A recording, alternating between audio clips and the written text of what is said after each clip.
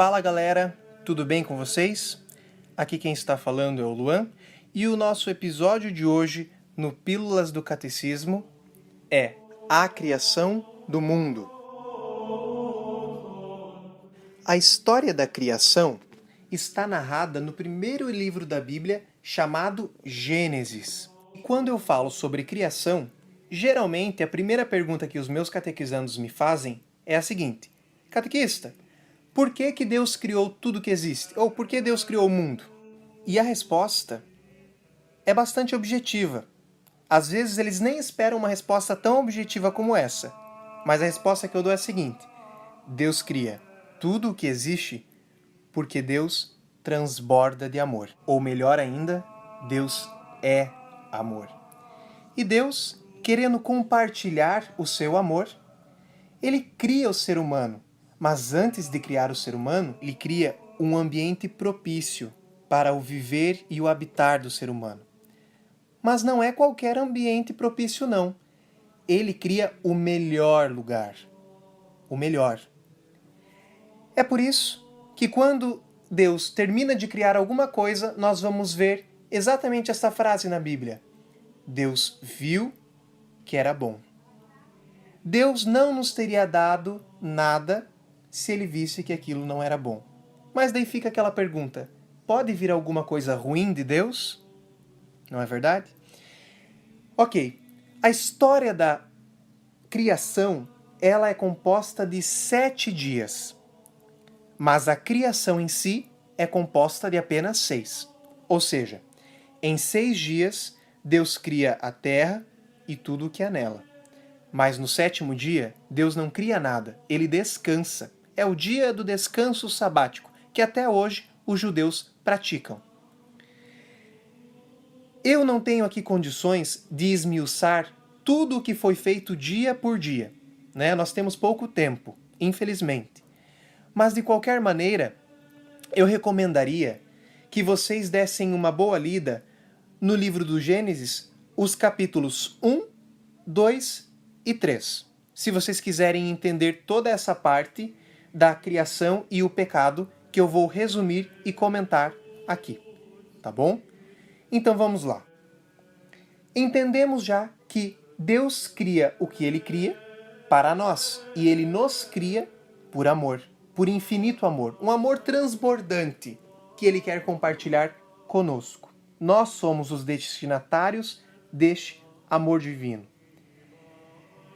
Vocês podem estar se perguntando: existem várias teorias para a criação do mundo. Sim, é bem verdade. As mais famosas delas são a teoria da criação e a teoria da evolução. O que diz a teoria da criação? A teoria da criação diz que tudo aquilo que foi dito no Gênesis, ipsis literis, ou seja, ao pé da letra, aconteceu. Deus cria o mundo na literalidade de 6 dias, no 7º Deus descansa. A teoria da evolução, por uma outra mão, ela acredita que a criação do mundo adveio de uma grande explosão de micropartículas que deu origem a micro-organismos que depois foram se desenvolvendo até que chega-se na origem do ser humano como nós o conhecemos. Como a Bíblia narra um meio de criação diferente do que a ciência encontrou a teoria da evolução, mas a Bíblia traz a teoria da criação. Portanto, em uma audiência que João Paulo II, enquanto Papa, fez com cientistas de uma universidade de Roma, foi perguntado a ele o seguinte: se nós deveríamos acreditar naquilo que a ciência aponta como sendo verdade, a teoria da evolução, ou nós deveríamos acreditar naquilo que diz a Bíblia para a criação do mundo? João Paulo deu uma resposta enérgica, afirmando assim: não importa o como, mas importa para nós que Deus criou. Tudo vem de Deus. Portanto, para nós católicos, o como Deus criou não tem tanta importância. Nós sabemos que foi Ele que deu causa à criação do mundo. O como Deus criou é uma incógnita, é uma pergunta que vai ficar para a ciência descobrir e nos dar a resposta. Agora, mais especificamente sobre a criação do homem, feito à imagem e semelhança de Deus, importa nós lermos o capítulo 1 do Gênesis, versículo 26. Deus disse: façamos o ser humano à nossa imagem e segundo a nossa semelhança, para que domine sobre os peixes do mar, as aves do céu, os animais domésticos, todos os animais selvagens e todos os animais que se movem pelo chão. Mas o que significa dizer que o ser humano foi criado à imagem e semelhança de Deus? Bom, ao contrário das coisas sem vida, das plantas e dos animais, o ser humano é uma pessoa dotada de espírito, de consciência, capacidade de reconhecer o seu Criador, de tomar decisões. Essa propriedade vincula-o mais a Deus que as outras criaturas visíveis. E nós conseguimos compreender a constituição do ser humano de duas formas. Ou com Gênesis capítulo 2, versículo 7, que diz que o ser humano é corpo e alma, ou podemos pegar um gancho lá com São Paulo no Novo Testamento, na primeira carta aos Tessalonicenses, capítulo 5, versículo 23, quando diz: ser humano é pneuma, psique e soma. Em outras palavras, o ser humano ele é um ser pneuma psicossomático. Mas o que significa cada uma dessas coisas? O ser humano é pneuma, é espírito. Esse espírito é o sopro do Gênesis, aquele sopro que nos é dado por Deus para que o corpo, para que o barro passe a funcionar, passe a ser um ser vivente. Segundo, psique. Nós temos a alma, é o afeto, é o sentimento, a capacidade de sentir e de pensar. E por terceiro, segundo São Paulo, o ser humano é soma, que é corpo.